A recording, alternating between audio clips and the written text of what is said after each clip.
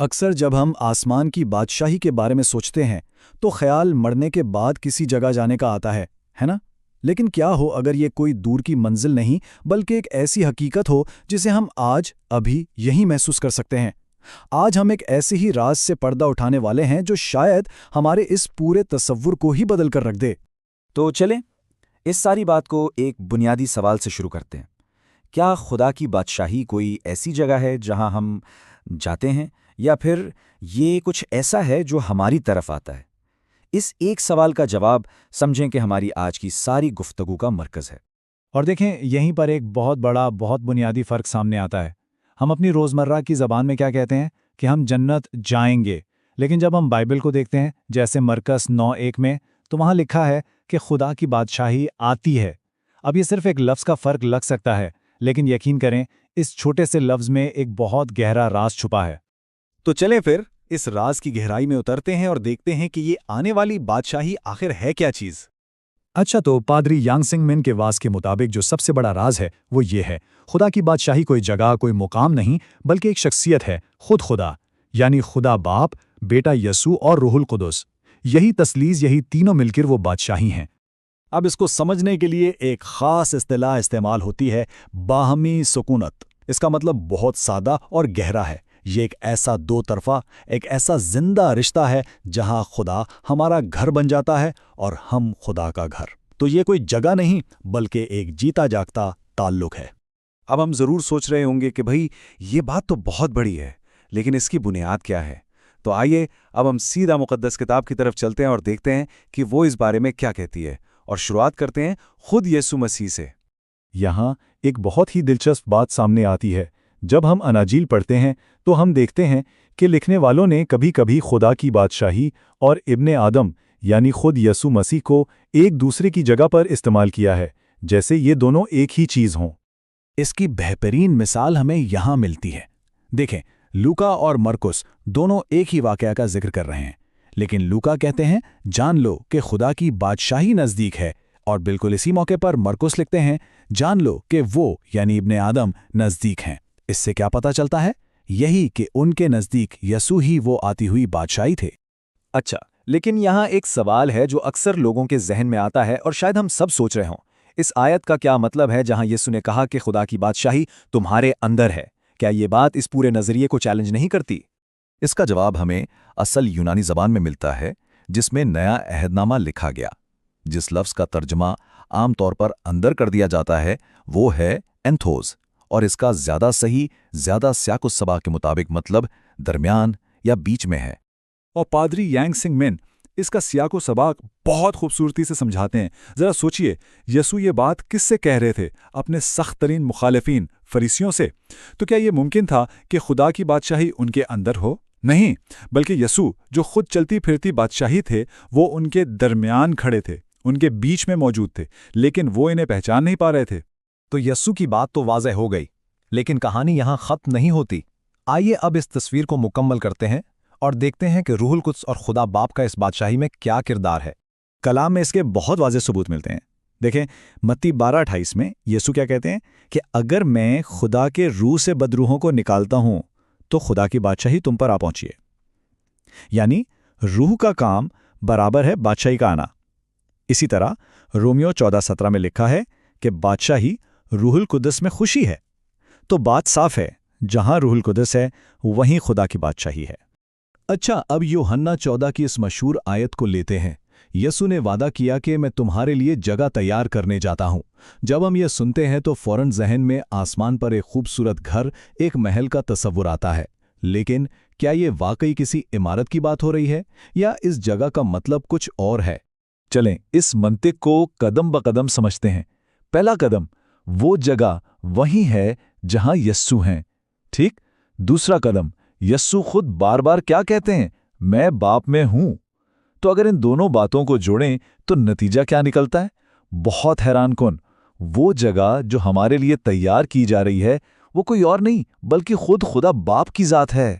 اس پورے تصور کو اور بھی گہرائی سے سمجھنے کے لیے ہیکل یعنی خدا کے گھر کا جو آئیڈیا ہے نا، وہ بہت مدد کرتا ہے، خاص طور پر جب ہم پرانے اور نئے عہد نامے کا موازنہ کرتے ہیں۔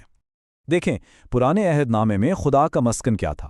ایک فزیکل عمارت، ہیکل، لیکن نئے عہد نامے میں یہ تصویر پوری طرح بدل جاتی ہے۔ اب خدا کا گھر کوئی عمارت نہیں بلکہ زندہ لوگ ہیں، یعنی ایماندار۔ اور مقدس کتاب اس تبدیلی کی جگہ جگہ گواہی دیتی ہے۔ ایمانداروں کو خدا کی عمارت کہا گیا، انہیں ایک روحانی گھر کہا گیا، اور پھر مکاشفہ کی کتاب میں تو یہ بات اپنے عروج پر پہنچ جاتی ہے۔ وہاں لکھا ہے کہ آخر میں کوئی ہیکل نہیں ہوگی۔ کیوں؟ کیونکہ خدا باپ اور برا یعنی یسوع خود ہی ہیکل ہوں گے۔ تو آخر میں ہم اس شاندار گہرے نتیجے پر پہنچتے ہیں۔ یہ ایک طرح کا تضاد ہے لیکن بہت خوبصورت ہے۔ خدا ہمارا ابدی گھر ہے اور ہم خدا کا ابدی گھر ہیں۔ یہی ہے وہ باہمی سکونت، ایک ایسا تعلق جو کبھی نہیں ٹوٹے گا۔ ٹھیک ہے، یہ سب باتیں تو بہت گہری ہے، لیکن سوال یہ ہے کہ اس کا ہماری آج کی زندگی سے کیا تعلق ہے؟ اس سب کو جاننے کا ہمیں فائدہ کیا ہے؟ پادری یانگ زنگ من کے واز کی روشنی میں 3 ایسے راز ہیں جن کا تجربہ ہم مرنے سے پہلے آج ہی کر سکتے ہیں۔ پہلا، خدا ہمارا ابدی گھر ہے۔ یہ وہ جگہ ہے جہاں ہمیں سچا سکون اور پناہ ملتی ہے۔ دوسرا، ہم خدا کا ابدی گھر ہیں۔ سوچئے یہ کتنا بڑا اعزاز ہے۔ اور تیسرا اور سب سے اہم، یہی باہمی رشتہ، یہی تعلق خدا کی بادشاہی کی موجودہ حقیقت ہے۔ اسے جینے کے لیے مرنے کا انتظار نہیں کرنا۔ اور یہ ایک جملہ پادری ینگ سنگ من کا اس ساری بات کا خلاصہ ہے۔ آسمان کی بادشاہی خود خدا ہے، ایک زندہ تعلق جس میں خدا اور مقدسین ایک دوسرے میں باہم سکونت اختیار کرتے ہیں۔ تو آخر میں ایک سوال ہم سب کے لیے ہے۔ اگر بادشاہی کوئی منزل نہیں بلکہ ایک رشتہ ہے، خدا کے ساتھ ایک زندہ تعلق، تو یہ سچائی آج کے دن کو کیسے بدلتی ہے؟ اس سے ہماری ترجیحات، ہمارے کام، ہمارے جینے کے انداز پر کیا فرق پڑتا ہے؟ اس پر ضرور سوچئے گا۔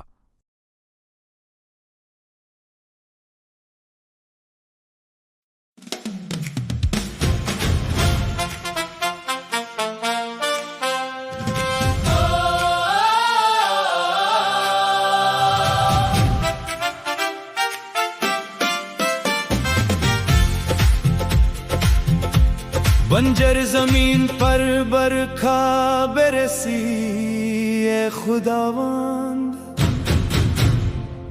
میری روح کو خدا کی بادشاہی کے بھیت سے بھگو دے، میری روح کے تخت پر براجمان خداوند، وہی خدا کی بادشاہی کا بھید ہے، اب میں نے دیکھ لیا ہے، وہ میری ابدی سکونت گاہ، خدا میری ابدی پناہ گاہ ہے، خدا کی بادشاہی آ رہی ہے، خدا آ رہا ہے، وہی خدا کی بادشاہی ہے، خدا کی بادشاہی آتی ہے، ہم پر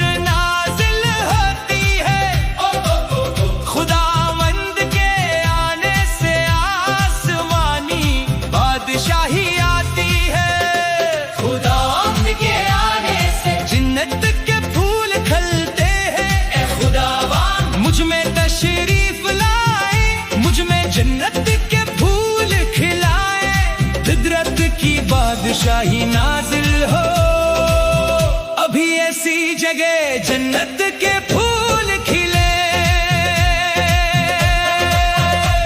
روح القدس نازل ہو رہے ہیں، یسوع تشریف لا رہے ہیں، خدا نازل ہو رہے ہیں، خدا ہمارا ٹھکانہ بن گیا ہے، یسوع کے چھیدے ہوئے بدن کے وسیلے، خدا کی بادشاہی آتی ہے، ہللویا، خدا کی بادشاہی کے بھیڑ کے گیت ہمیشہ گاتا رہوں گا، خدا ہمارا ٹھکانہ ہے، خدا ابدی بادشاہی ہے، میں پکار اٹھو گا، خدا ہماری جائے پناہ ہے، وہ ضرور آئے گا، آنے والی بادشاہی، نازل ہونے والی بادشاہی ہم پر آتی ہے، خدا کی بادشاہی، میں خداوند میں، عورت خداوند مجھ میں، ایک ساتھ اب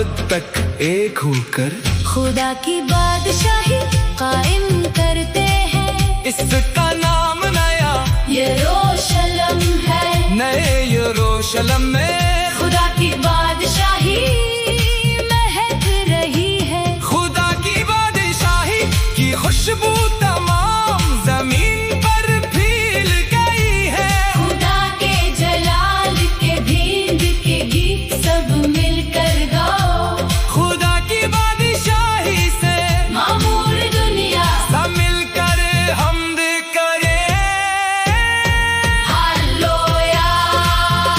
जन्नत की खुशखबरी का भीद कौमों के सामने गाऊंगा। जिस दिन तमाम को में खुदावंत को अपना ठिकाना बना लेंगे। जन्नत की खुशखबरी का गीत गाऊंगा। खुदा आ रहा है, खुदा की बादशाही आ रही है, तमाम जमीन खुदा की बादशाही से भर जाएगी। जलाल के इस दिन में सब मिलकर कहीं हालेलुया, खुदा हमारी जाए पनाह है। हालेलुया। आने वाली बादशाही, नाज़िल होने वाली बादशाही, हम पर आती है खुदा की बादशाही। मैं खुदावंद में, औरत खुदावंद मुझ में, एक साथ अब तक एक होकर खुदा की बादशाही कायम करते हैं। इसका नाम नया यरूशलेम है, नए यरूशलेम में खुदा की बादशाही महक रही है। खुदा की बादशाही ये खुशबू तमाम जमीन पर फैल गई है। खुदा के जलाल के गीत सब मिलकर गाओ। खुदा की बादशाही से मामूर दुनिया सब मिलकर हमद करें। हालेलुया।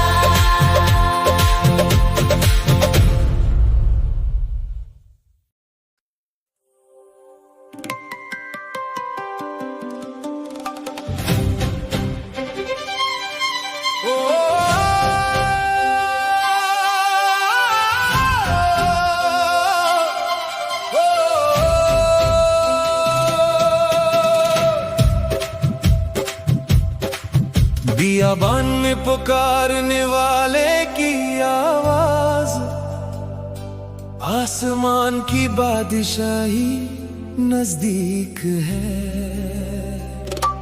आसमान की बादशाही जाहिर हो गई। इस बादशाही का नाम यसू मसीह है। खुदा की बादशाही जो इंसान बनकर आई, यसू मसीह। खुदा की बादशाही जो जिस्म में जाहिर हुई, इनका नाम यसू मसीह है। खुदा की बादशाही जो कलाम थी और जिस्म बनी, हम पर नाजिल होती है। खुदा की बादशाही के फूल खिलते हैं। हालेलुया। मैंने खुदा की बादशाही को देख लिया है। जिनके पास आंखें हैं वो देखेंगे, जिनके पास कान है वो सुनेंगे। वो भीड़ जिसे दुनिया की हिकमत कभी नहीं पा सकती। इंतु हमारे दरमियान रहने वाले खुदा, हमारे दरमियान खुदा की बादशाही आ गई है। खुदावंद ही खुदा की बादशाही है। अब ये जमीन रेगिस्तान नहीं रही। खुदा की बादशाही हमारे दरमियान आ गई है। जिंदगी के पानी की नदियां हमारे दरमियान बहती है। खुदा की बादशाही के फूल खिलते हैं। खुदा की बादशाही हमारे दरमियान है। हालेलुया। वो नाम यसू है। हालेलुया। खुदा की बादशाही जो इंसान बनकर आई, वो नाम यसू है। वो हम पर नाजिल हुई है। खुदा की बादशाही इंसान बनकर आई, हमारी अबदी पनाहगाह। इनका नाम यसू मसीह है। हालेलुया। अबदी भेद खुदा हमारी अबदी सुकूनत गाह है। खुदा की बादशाही जो इंसान बनकर आई, यसू मसीह।